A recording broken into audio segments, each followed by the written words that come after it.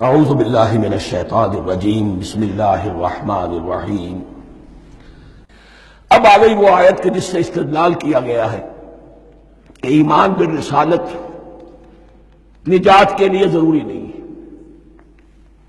ان الذین آمنوا والذین ہادوا والنصارى والصابئین من آمن باللہ والیوم الآخر وعمل صالحا فلہم اجرہم عند ربہم ولا خوف علیہم ولا هم یحزنون۔ یقیناً جو لوگ ایمان لائے، اور اس سے مراد ہے جو ایمان لائے حضور پر، محمد پر صلی اللہ علیہ وسلم، والذین ہادوا، اور جو یہودی ہو گئے، والنصارى، اور نصرانی،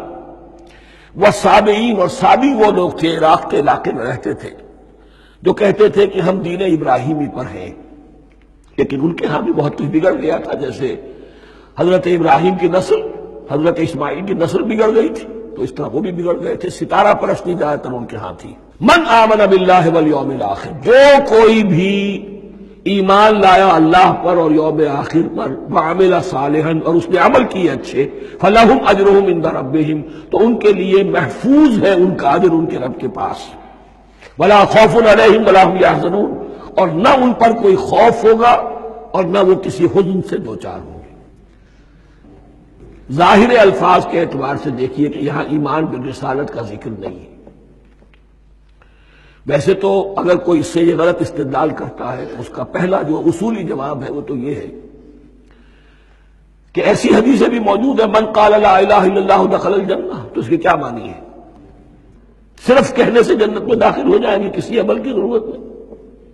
جواب یہ دیا جائے گا، پورے قرآن کو سامنے رکھو، پورے حدیث کے ذخیرے کو سامنے رکھو، کسی ایک جگہ سے کوئی ایک نتیجہ نکال لینا وہ صحیح نہیں۔ لیکن اس کے علاوہ وہ اصول جو میں بیان کر چکا ہوں کہ یہ سلسلہ شروع کہاں سے ہوا ہے۔ 5واں رکوع، وآمنوا بما انزلت مصدقا لما معكم ولا تكونوا اول كافر به، انہیں ایمان کی زوردار دعوت سے تو یہ ساری بات شروع ہوئی ہے۔ اب فصاحت اور بلاغت کا یہ تقاضا ہے کہ بار بار اس کو دہرایا نہ جائے، وہ بات انڈرسٹوڈ رہے گی، مقدر رہے گی، سمجھی جائے گی کہ ہر جگہ پر وہ موجود ہے، اس لیے کہ ساری گفتگو ہو رہی ہے اسی کے حوالے سے۔ وآمنوا بما انزلت مصدقا لما معكم ولا تكونوا اول كافر به ولا تشتروا بآیاتی ثمنا قلیلا وإیایا فاتقون۔ اس حوالے سے یوں سمجھیے اب اس آیت کو کہ یہاں پر کچھ الفاظ محذوف مانے جائیں گے۔ ان الذین آمنوا والذین ہادوا والنصارى والصابئین من آمن باللہ والیوم الآخر وعمل صالحا فی ایامہم فلہم اجرہم عند ربہم ولا خوف علیہم ولا هم یحزنون۔ ہر دور میں جبکہ ابھی حضرت عیسیٰ نہیں آئے تھے تو جو بھی یہودی تھے اس وقت تک، حضرت موسیٰ کے ماننے والے، وہ جو بھی اللہ پر ایمان رکھتے تھے اور نیک عمل کرتے تھے، آخرت کو مانتے تھے، ان کی نجات ہو جائے گی۔ لیکن حضرت عیسیٰ کے آنے کے بعد ان کو نہیں مانا، اب وہ کافر قرار۔ لیکن اب حضرت عیسیٰ کے آنے کے بعد جب تک حضور نہیں آئے، جو بھی مانتا ہے، لیکن یہ کہ شرط یہی ہوگی کہ اپنے اپنے زمانے میں، اصل میں نفی جس بات کی جا رہی ہے وہ یہ ہے کہ یہ نہ سمجھو کہ کسی گروہ میں ہونے سے نجات ہوتی ہے۔ نجات کسی گروہ میں ہونے کی وجہ سے نہیں ہے، نجات کی بنیاد ایمان اور عمل صالح ہے۔ کسی رسول پر ایمان لانا اپنے دور کے رسول پر وہ تو لازم ہے، لیکن یہ ہے کہ اس پر ایمان تو لے آئے اور وہ عمل صالح نہیں ہے تو نجات نہیں ہوگی۔ تو یہ اپنے اپنے دور میں، اپنے اپنے زمانے میں ہر امت کے لیے، وَلِكُلِّ أُمَّةٍ أَجَلٌ، قرآن مجید کے مقام پر آیا ہے، ہر امت کے لیے ایک خاص معین مدت ہے۔ اس معینہ مدت میں اب ظاہر بات ہے جو لوگ حضور کی بعثت سے پہلے فوت ہو گئے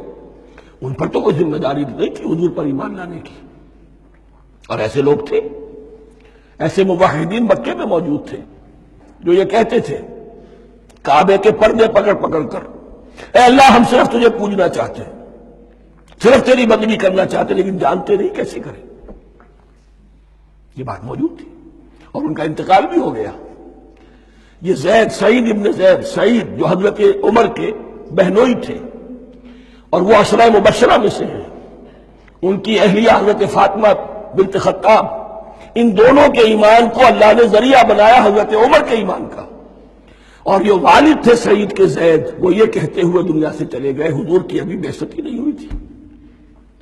اے اللہ میں صرف تیری بندگی کرنا چاہتا ہوں، کیسے کروں یہ نہیں جانتا۔ اسی کو ذہن میں رکھیے، اہدنا الصراط المستقیم جو میں نے کہا تھا، ایک سلیم الفطرت انسان، سلیم العقل انسان توحید تک پہنچ جاتا ہے، آخرت کو پہچان لیتا ہے، لیکن اب کیا کروں؟ اس شریعت کے لیے، ان احکام کے لیے وہ دستے سوال دراز کرنے پر مجبور ہے۔ الحمدللہ رب العالمین الرحمن الرحیم مالک یوم الدین ایاک نعبد و ایاک نستعین اہدنا الصراط المستقیم۔ اسی صراط المستقیم کی دعا کا یہ جواب اب آئے گا، شروع ہوگا سورہ بقرہ سے، یہ کرو یہ نہ کرو، یہ فرض ہے، یہ تم پر لازم کیا گیا، یہ چیز حرام کی گئی، وغیرہ وغیرہ۔ ان الذين آمنوا والذين هادوا والنصارى والصابئين من آمن بالله واليوم الآخر وعمل صالحا، اور محذوف الفاظ فی ازمنتہم، اپنے اپنے زمانے میں، یا فی ایامہم، فلہم اجرہم عند ربہم ولا خوف علیہم ولا هم یحزنون۔ وَإِذْ أَخَذْنَا مِيثَاقَكُمْ وَرَفَعْنَا فَوْقَكُمُ الطُّورَ، اور ذرا یاد کرو جب کہ ہم نے تم سے عہد لیا، قول و قرار لیا، اور تمہارے اوپر اٹھا دیا طور کو، پہاڑ کو۔ جب تورات دی گئی تو اس وقت ایک کیفیت معجزانہ طور پر ایسی پیدا کی گئی، ان کے اوپر ایک روب ڈالنے کے لیے اور خشیت قلب میں پیدا کرنے کے لیے کوہ طور اٹھا کر معلق کر دیا گیا۔ اس وقت کہا گیا خذوا ما آتیناکم بقوۃ، تو اس قول و قرار کے وقت ایک معجزے کی شکل یہ ہوئی تھی، وَإِذْ أَخَذْنَا مِيثَاقَكُمْ وَرَفَعْنَا فَوْقَكُمُ الطُّورَ خُذُوا مَا آتَيْنَاكُمْ بِقُوَّةٍ وَاذْكُرُوا مَا فِيهِ لَعَلَّكُمْ تَتَّقُونَ، پکڑو اس کو مضبوطی کے ساتھ جو ہم نے تمہیں دیا ہے، اس حدیث، اس کتاب کو، تورات کو، اس شریعت کو، ان احکام کو۔ وَاذْكُرُوا مَا فِيهِ، اور یاد رکھو اسے جو کچھ کہ اس میں ہے، لَعَلَّكُمْ تَتَّقُونَ، تاکہ تم بچ سکو۔ ثُمَّ تَوَلَّيْتُم مِّن بَعْدِ ذَلِكَ، پھر تم نے روگردانی کی اس کے بعد، اس میثاق کو توڑا، میثاق الست کو توڑا تھا، اور دوسرے یہ میثاق شریعت جو تم سے لیا گیا اس کو بھی توڑا۔ ثم تولیتم من بعد ذلک فلولا فضل اللہ علیکم ورحمتہ لکنتم من الخاسرین، پھر اگر اللہ کا فضل تمہارے شامل حال نہ ہوتا اور اس کی رحمت تمہاری دستگیری نہ کرتی رہتی، بار بار تمہیں معاف کیا، تمہیں مہلت دی، تو اگر یہ چیز نہ ہوتی تو اسی وقت سے تم خسارہ پانے والے اور تباہ ہونے والے ہو جاتے۔ وَلَقَدْ عَلِمْتُمُ الَّذِينَ اعْتَدَوْا مِنْكُمْ فِي السَّبْتِ، اور تمہیں خوب معلوم ہے تم میں سے وہ لوگ جنہوں نے سبت کے قانون کو توڑا، حد سے تجاوز کیا۔ یہ واقعہ تفصیل کے ساتھ سورہ اعراف میں آئے گا کہ ان کی شریعت میں ہفتے کا روز معین کر دیا گیا تھا، کوئی دنیاوی کام نہیں ہوگا۔ آج بھی